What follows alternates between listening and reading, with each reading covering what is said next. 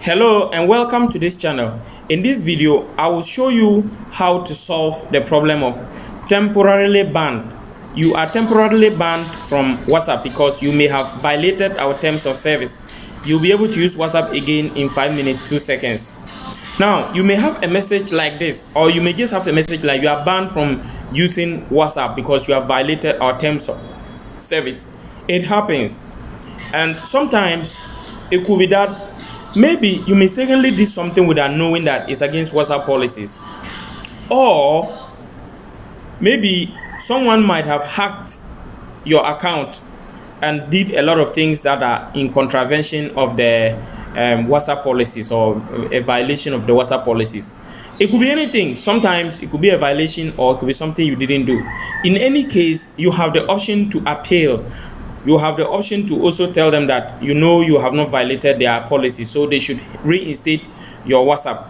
Okay, so when you see something like this, check around the screen, normally below, like what you're seeing here, learn more. So if you see the learn more, we are going to click on learn more and then click on it. So when you click on learn more, it will bring you to a place like this. Get started, chats, voice and video calls, communities, privacy, safety and security. So they are asking you to tell exactly what problem that you have with them and then what you may want them to help you. Okay, so what they are asking, what is the problem about?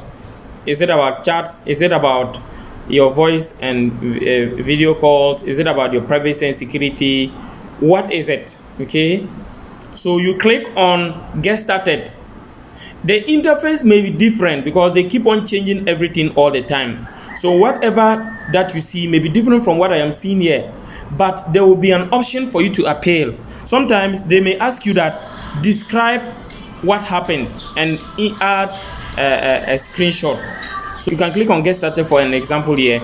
You will be asked, you'll be given a space to describe whatever happened and your WhatsApp was banned, and then you attach screenshot and then you can submit to them.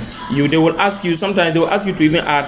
When you do all that and you click on submit, it will open your email, then it will be submitted through your email.